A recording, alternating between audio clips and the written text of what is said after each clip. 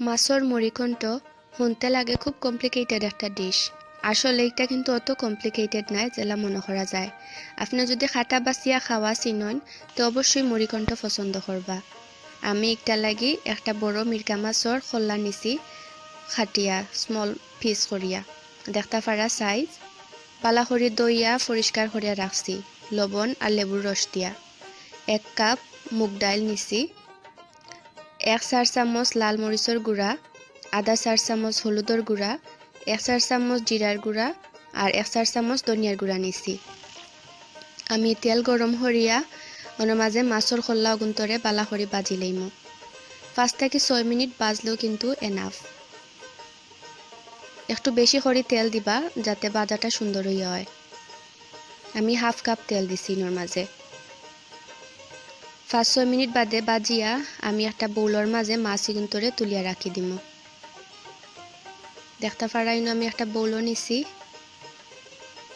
আর আমি আলাদা একটা ফ্রাইং প্যানের মাঝে কোনো তেল ছাড়া এমনি মুগ ডাইল গুন্তরে বাজি লইমু। দই বানা কিন্তু হুকনা মুগ ডাইল হইতো। মেক শিওর আপনি ফ্রিকুয়েন্টলি লাড়বা, যদি লাড়ইন না চৌকর ফলকে কিন্তু জ্বলি যাইব, তার লাগি খুব কেয়ারফুলি দই বিয় করবা। এরপরে আমি গুন্তরে দই আর ভিজাইয়া রাখছি পানির মাঝে। ফয়লা ড্রাই বাজিছি, এরপরে দইছি, দইয়া পানির মাঝে ভিজাইয়া রাখছি প্রায় 20 মিনিটর লাখান। আমি এখন একটা ডেগর মাঝে যে তেলর মাঝে আমি মাথাটা বাচ্ছিলাম ও তেল দিলাইছি, কারণ এই তেলর মাঝে খুব ফ্লেভার আছে, যে মাথা যে মগজ বা সপ্তা এই তেলর মাঝে গেছে গি। সো এই তেলটা ওয়েস্ট করবা না, বাগারও দিলেইবা। দিয়া আমি একটা বড় পেঁয়াজ ফলা দিছি আর 2-4 চামচ রসুনের পেস্ট দিছি। সামান্য লবণ দিলাম যাতে মশলাটা বালা করে খসা খসা হয়।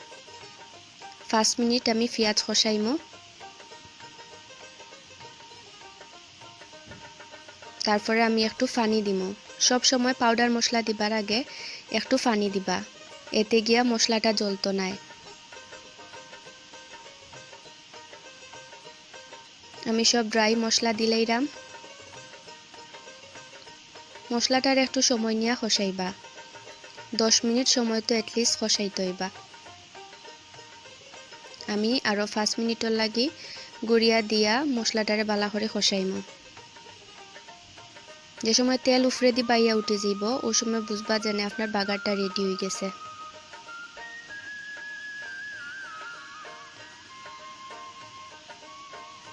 সব সময় বালা ব্র্যান্ডর মরিচ ট্রাই করবা, ইউজ করবার লাগে, এতে আপনার তরকারি কালারও সুন্দর হইব। আমি এখন ডাইলগুন এড করলাম।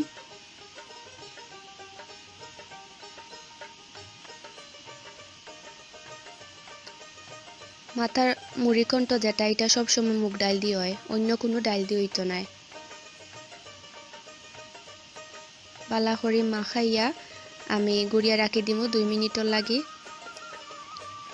2 মিনিট পরে আমি 5 কাপর লাখান তেল দিলে পানি দিলাইমু, যাতে ডালটা সিদ্ধ হয়। ডালটা সিদ্ধ হইতে একটু সময় যায়, সো আপনি মিডিয়াম আগুনও গুড়িয়া থই দিবা। আর অবশ্যই মাঝখানে লাড়িয়া দিবা, যাতে চেক করবা মুড়ে দি না ধরে। এই ডালটা সিদ্ধ হইতে প্রায় 15 মিনিট সময় লাগে মিডিয়াম আগুনে। দেখতে পারা পানিটাও কমিয়ে আইছে আর ডালটাও থকথকা হয়ে যার। যে সময় প্রায় সিদ্ধ হইয়া আইছে আমি 15 মিনিট পরে মাছর মাথা অগুন্তরে এড করে দিমু। একটা মাছর খোল্লার লাগি আপনার 1 কাপ ডাইলও এনাফ। আমি আরও 1 কাপ পানি দিছি, কারণ বেশি ঘন ডাইলও আবার ভাল লাগে না মুড়িঘণ্টর মাঝে, একটু পাতলা পাতলা ভাল লাগে, আবার বেশি পাতলাও হইতো না, মিডিয়াম হইতো।